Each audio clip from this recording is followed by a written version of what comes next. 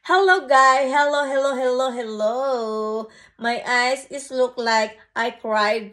Yes, I cried because my daughter been here. Unexpected that she visit me with her husband and oh, she make me cry. Yes, I'm so happy. It's tears of happiness and you know what I'm doing right now? I feel bored. That's why I make nail polish. Nail polish. Okay. Yes. Change topic. I cried. Yes. Oh my God. Is it, it's difficult that, you can see your daughter short time only, but she make me happy today because I didn't expect that she come here to visit me. Wow, amazing. Amazing that I saw my daughter today and hug and kisses.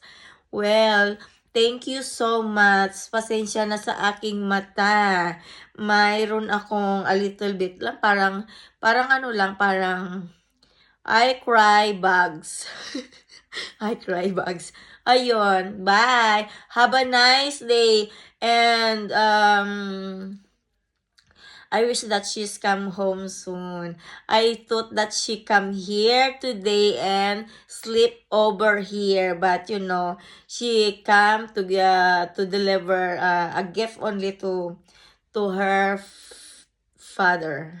Yes. Yun lang. Thank you guys. Thank you.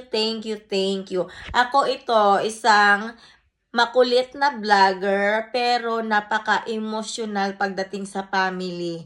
Pagdating sa family ko, lalong-lalo na pagdating sa anak ko. That's me.